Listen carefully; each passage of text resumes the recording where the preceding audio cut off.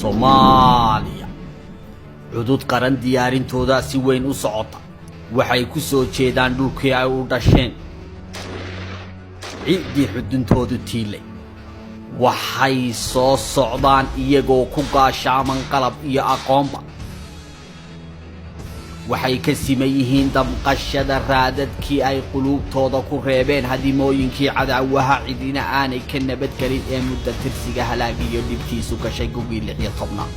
Soomaaliya waxa gabaabsi ah warwar kasta oo hore looga qabay in mar uu laga kaco halkii lagu kufay daraad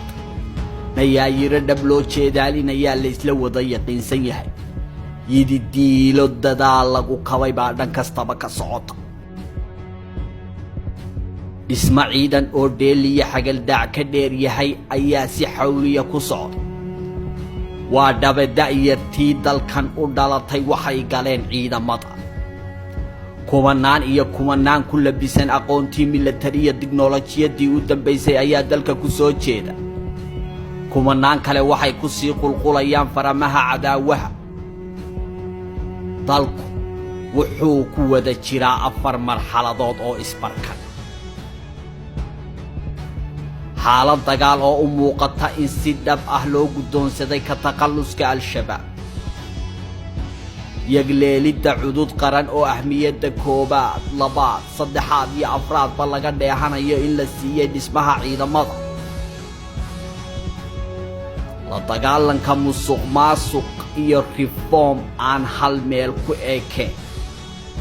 waxaa dheer intaasi tirtirka aragtiyihii ku raacnayd ee adduun weynaha idilkii ay ka wada haysteen Soomaaliya aan dhugane dhanka ciidamada si weyn ayaa shacabka Soomaaliyeed gudo iyo dibadba isha ugu haya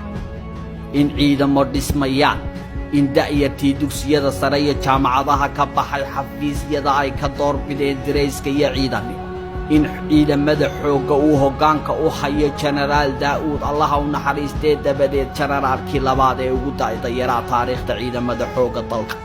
waa Generaal Odaywaaye oo isagu waliba jaranjarada ciidanimada ka soo koray bilowgii halganka muddada dheer ee cadaawaha lagula soo jiray shacabku waxay kaloo ka dheragsan yihiin inay meesha ka baxday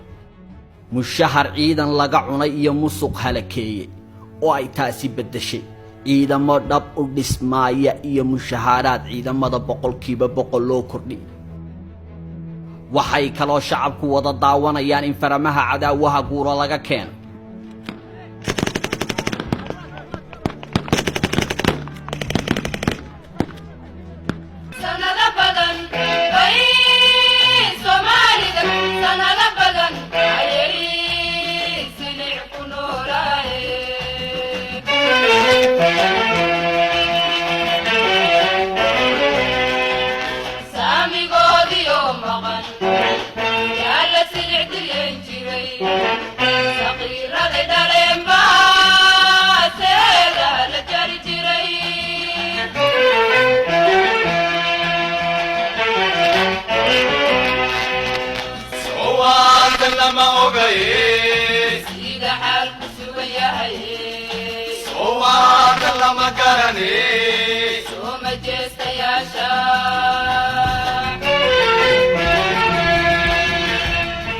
iyo in su'aalaha haatan taagan ay qayb ka yihiin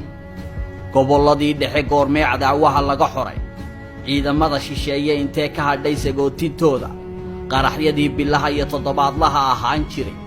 waa kuwan meesha ka sii baxayee dabadeed maxaa xigi hase ahaatee aynu eegne dalku kolkuu doraadumay dabadeed la jabay dhanna aanu nabadgelin ciidamada qalabkooda iyo xoryahooduba ay israaceen waa tii laga dhigay galangal iyo goobaare haddaba kamanaanka daayartee soo dhammaystay aqoonta commandosta military ciidamada ka kooban cirdhul iyo badba ee hormo dalka ugu soo wajahan marka laga yimaado faramaha cadaawaha ay ka dagaalgalayaan xaggee loo diyaarshay xeryihii dumay barkood la gatay kuwa kale la qaybsaday qaar kale shisheeyaha la siiyay dib ma loo soo celiyay mase la dhisay xeryahaas hawl baa taale maxaa diyaar u ah ciidamada iyaba waa su'aale xaggee bay degi dalku xaalad dagaal buu geli wuuna ku jiraa si cadaawaha dagaalkooda looga biyo keeno iyana waa su'aal kale maxaa u qorshaa cisbitaaladii dumee damdaguugan iyo digaandagaha laga dhigay doraad tani waa caasimadda ummadda Soomaaliyeed ee Muqdisho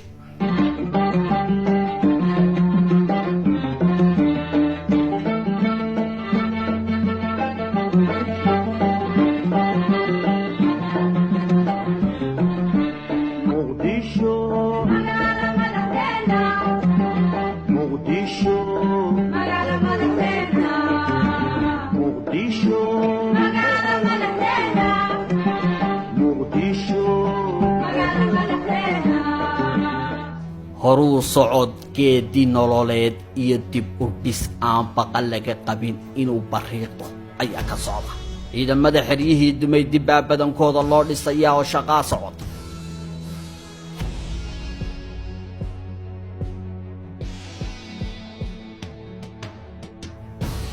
tani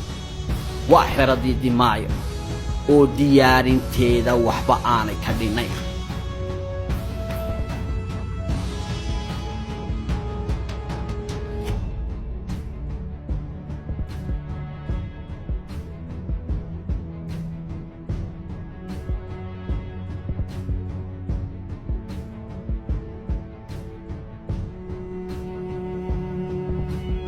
ciidan liidu waxay Soomaaliya batay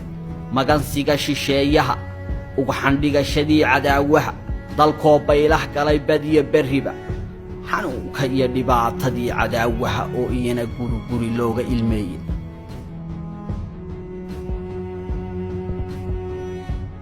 waxaynu diiradda wada jir u saari doonaa maxaa ka lilaahiya dib u soo noolaanshaha iyo diiladii naxashka saaray